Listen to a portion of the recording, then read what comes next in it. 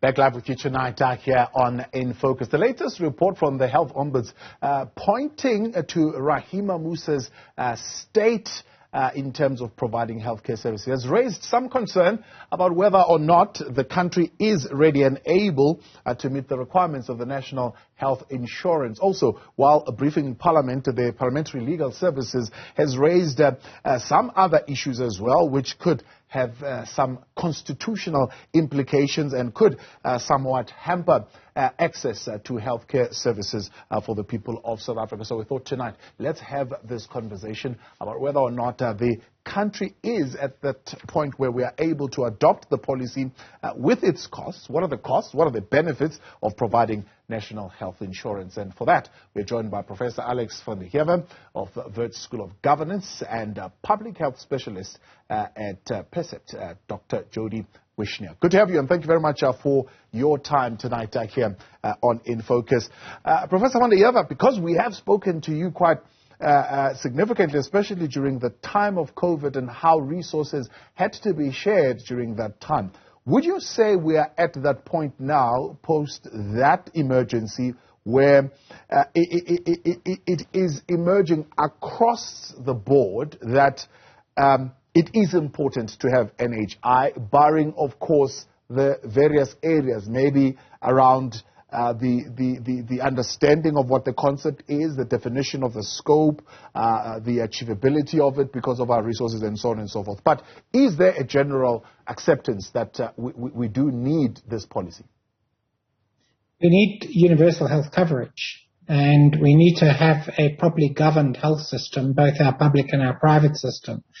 The structure that is proposed as part of that's kind of conceived in the National Health Insurance Bill is not what we need at this point, and actually doesn't address any of our systemic problems with our health system at this point in time. It presumes that the failure to perform in large parts of our health system derives from a resource constraint, a resource problem. That's, first of all, not going to be resolved with this bill. And secondly, it's not because of a resource failure that we're seeing what we're seeing at Rahima Moosa. And so what we really do need is the kind of governance reforms that will transform how these organizations are held accountable and perform. And in terms of our private sector, a very detailed analysis has been performed by the Health Market Inquiry of the governance restructuring of the private sector that's necessary to ensure that it can conform to or it can play its part in universal health coverage. So this is the problem, is that we are essentially not dealing at this point in time with the kind of structural change that's necessary to change outcomes. That's our problem, and the NHI Bill will make absolutely no difference to that. Yeah. Dr. Wishnia, how do we come to this point where we are supposed differing in terms of the interpretation of the scope and what we need to provide? What brings about these differences?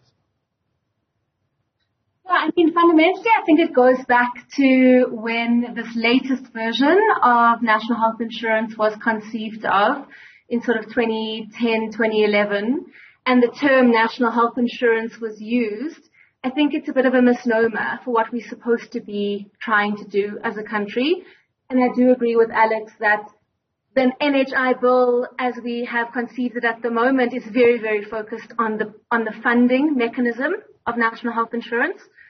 But actually what it doesn't address is how you achieve universal health coverage, which is not only about the resource piece. It's about making sure that you have quality services for all who can't afford it at good institutions. And so I think part of the issue is that because of the word insurance in the naming, there's been some sort of prioritization of where we should start. And a lot of our work at Percept, the reports that we have done, have really spoken to the need that at the moment trust is really low in the public, in sort of the citizenry of South Africa in terms of our government's ability to roll out universal health coverage in its true form. Yeah. And a great place to start to actually increase that trust is to improve infrastructure. It's a low-hanging fruit. We know that we are sitting with a crumbling health system from an infrastructure perspective. And to start there would garner a lot of trust, I think, in the citizens of South Africa in our ability to roll out such a mammoth healthcare reform. But unfortunately, we've started at the funding piece of the process, which I think at that point it's risky to start there when you have a system like we do at the moment that requires so much maintenance and overhaul to be at an acceptable standard. So funding piece aside, let's talk about this. Is there currently a legal framework that exists that mandates national government to provide health care to all residents and that compels it in particular to give support to the poor? Go for it, Alex. Sorry, yeah. In essence, that is the mandate, the mission that government has given by the Constitution. It doesn't mean that government has to provide it all. What it means is government has to provide an enabling environment for people who can afford to cover themselves in a private system. That would be the same framework, the same understanding as would apply, for instance, to education and housing. But government must ensure that people who do not have adequate incomes have access to good health care. Now, what is available to government are the tools, the legislative tools, the frameworks that it can establish the frameworks that achieve that and make sure that where government is basically providing good services, it does so in an appropriate manner. It's not doing that at this point in time with all these tools. So at this point in time, government is fundamentally failing in its mandate because it has all of these powers and it does nothing with them. And to a large extent, the reason it does nothing is because there's now developed a large number of sort of patronage systems around the state, not just healthcare, but everywhere, but healthcare in particular. And it becomes a political problem for government to actually interfere with those patronage systems. And unfortunately, that means that our system fails. So the point was made that we should be investing in infrastructure. And if we actually do allocate enough money for infrastructure, the problem is it can't hit the ground because there's so much corruption in the state that you can't repair Charlotte Hospital within 2 years or 3 years. And it's just a repair job, and it can't be done in normal timeline. So this is the kind of problem. Our services are crumbling in many respects, not because of a resource problem, but because the resources can't be deployed. And then there are many other features of the system in which if we had attentive leadership in the health system, we would be able to ensure we're working properly. And maybe just a comment on Rahima Moosa. One of the key findings in that was when the province was essentially asked why they didn't take action against the CEO for running that hospital into the ground, they said they just trusted him to do so. We have structures that do not hold our system to account. It fails, and it fails because people are turning a blind eye to what's going on. But Prof, I mean, the argument, I suppose, from government is this, that if you look at the people who have access to health insurance, it's a small percentage of the population. And they believe that people desire to have health insurance, but that health insurance is unaffordable to them. The prices are just too high for the poor to pay. Is this a problem, and is this a problem that is worth fixing? In other words, if we spend on it, it would give us more returns in terms of benefits. So the question is, what problem are you trying to solve? The health market inquiry was very clear that the private sector is overpriced. That's its fundamental social problem that's created, is that it's due to supplier-induced demand and poor regulatory framework. The private sector costs more than it should. That is quite a different problem to saying that the resources that are deployed in the private sector should instead be deployed in the public sector. That's a very fundamentally different issue. Redistributive arrangements are achieved via tax increases and the redistributive taxes. So we already have that system in place. So the question is, are we trying to solve the problem that people don't have access to medical schemes, or are we trying to solve the problem that they don't have access to properly governed healthcare? And we can easily solve the problem of access to properly governed healthcare by regulating the private and public sectors properly. That'll bring down the costs in the private sector, and it will improve the deployment of resources within the state. So at the moment, we spend over 4% of GDP in the public sector. Now, when we compare that to the private sector, it looks as if it's not enough. Yeah. If we compare that to other countries equivalent to us, we see that it is very, very substantial and is increasing. Yeah. So our problem well, I suppose sorry, Prof. It's first with countries who are saying we should actually be spending 15% of GDP on health. No. No country of our level of development will spend 15% of GDP. What was indicated in previous discussions was that the state should allocate up to 15% of the government resources on healthcare. So we're currently heading toward those levels. We're at about sort of 12, 13% of the national budget is allocated to healthcare. So that's quite a significant portion of the national budget. It is very, very substantial. We are not under-allocating government resources to healthcare. We're just using those resources very badly. In the private sector, people are not using tax money. They're basically paying their own money over and above a minimal subsidy equivalent to what they would have received if they used free services within the state. Right. That is basically what we have at this point in time. There is no possibility of saying that people are going to be able to access the resources of the private sector just by increasing taxes. Yeah. So, Dr. Wishnia, I mean, that's one problem that is articulated is the problem of enrolling residents in healthcare-related social security systems. But the other one is what is called universal financial protection, where the out-of-pocket expenditure, especially for people with disabilities and people with chronic illness, is just way too much. So government says, well, let's pool the money together in some kind of prepaid financial system to be able to address that. Is that a problem worth fixing? And in your research and your studies, how many people are affected by these out-of-pocket payments that they've got to make? Yeah, so out-of-pocket is very interesting. We actually have one of the lowest out-of-pocket expenditures, definitely on the continent, but even globally. Our out-of-pocket expenditure for healthcare is actually really low. And part of that story is because we do have a free at point of care health system. Whether it is up to standards that it should be or not, the reality is people have a place to go where they won't be asked to pay additional money.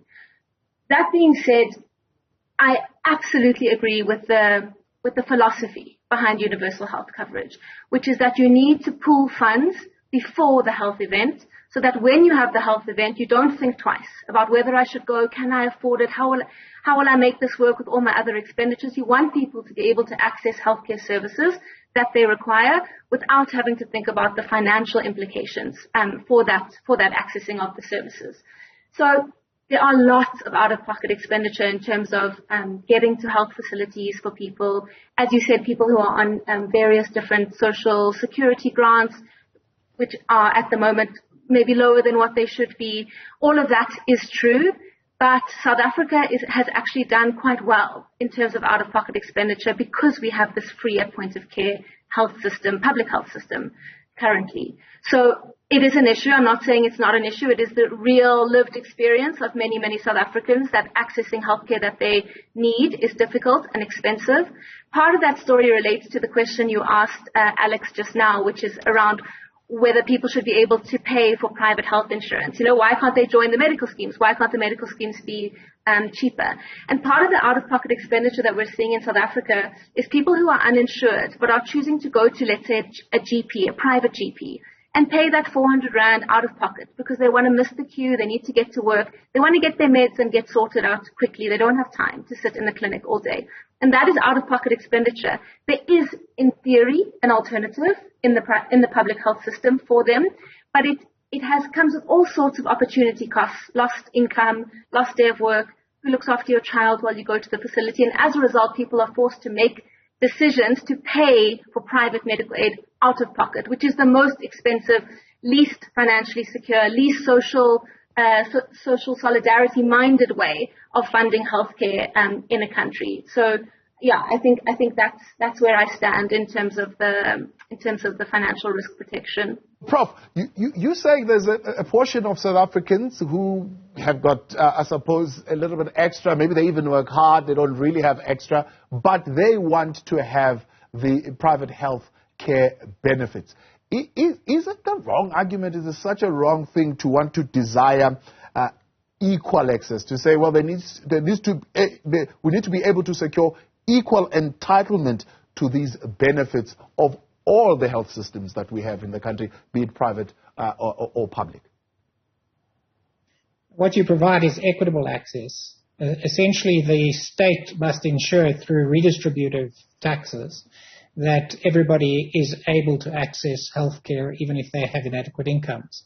What it can't do is do exactly what you said, provide equal access, because the amount of money that you'd have to raise in order to do that would be too exorbitant. And the system you'd have to design for it, certainly in a South African context today, is not feasible. So what you do, as I've indicated, is the target, the objective of coherent policy is universal coverage, which means that people who can afford to pay for themselves do so.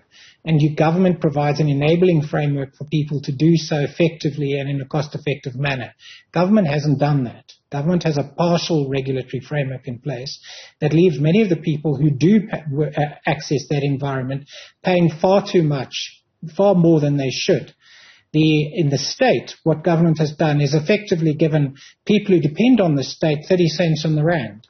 The productivity of the state health system is so poor that we are losing an enormous amount of the value that we should be getting from the rand spent. Correct. So these are the problems that need to be solved, both the value for money in the private sector, value for money in the public.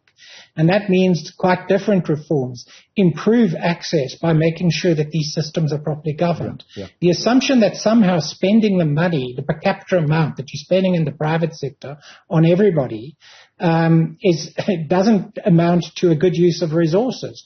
In the private sector, many people aren't getting the resources that they should for the money they're spending either. Yeah. So this is not, we have a lot of correcting to do in the system, but we've got to solve the right public problems, and we're not at the moment, not focused on them at this point in time. So what you say is that right public problem? Because, I mean, the area that I think you want to emphasize is we are not providing enough essential services, especially in the public sector. How much essential services are available in the public sector, to Dr. Wishnia's point, that could provide the alternative?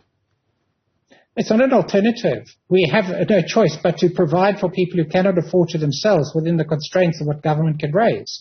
There is a limit to that. But government is actually allocating a great deal of resources. That is all that's ever going to be available for that. But government has to go to the limit in raising those, and it can't go beyond. So the question really is, how do you make use of those resources in a cost-effective and equitable manner? Yeah. So what we have at the moment in the current South African health system is that certain people who pay most taxes don't utilize the public sector. So there's quite a steep cross-subsidy into public sector services, because many of the people who do contribute toward the public sector don't actually use it. So that's part of the cross-subsidy. The problem is that we're losing so much money in what is being allocated because of institutionalized corruption and weak accountability structures. Yeah. It is now systematic. And the problem is not, as I said, it's not a resource problem. Yeah. So first of all, we have to use our resources effectively and efficiently. And if we don't, we first got to get our 30 cents in the rand up to a rand. Yeah. And then we start looking at additional resources. We're very far away from deploying our current allocation. The problem is not allocation, the problem is not distribution, but you're saying the problem is the deployment of the resources once they get to where they are allocated. And really, I mean, that's just a function of, would you say, policing, monitoring, and putting people behind bars? It includes that, but in fact the problems now are structural, in that the accountability structures in place are such that, for instance, you discover what's happening at Tembisa Hospital, you discover what's happening at Rahima Musa, at Charlotte, you discover what's happening in the Eastern Cape, and nobody does anything. That's an accountability problem. That's a systemic problem, is that our key structures that we've designed into government are completely inactive. And largely because there is institutionalized patronage all the way up to senior leadership in government. And as a consequence, they can't pursue the people who are not performing because they're essentially attacking their own. This is a problem of design. So first of all, we have to remove the ability of people to put effectively networks of corrupt individuals into public institutions. That has to stop. And around the world, that's what you do.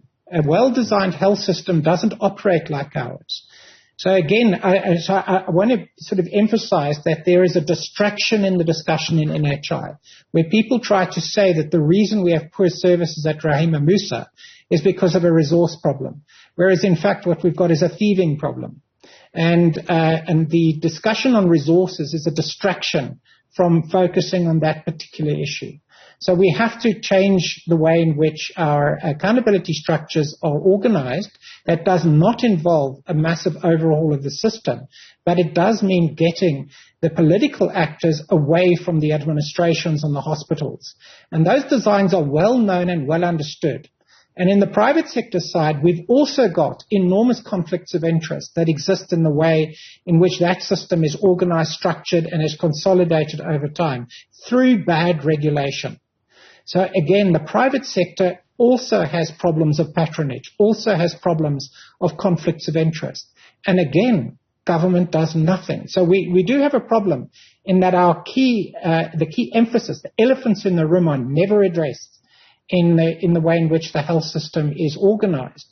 And then we are distracted into conversations that look populist and redistributive and so on, but really aren't serious policy proposals at all.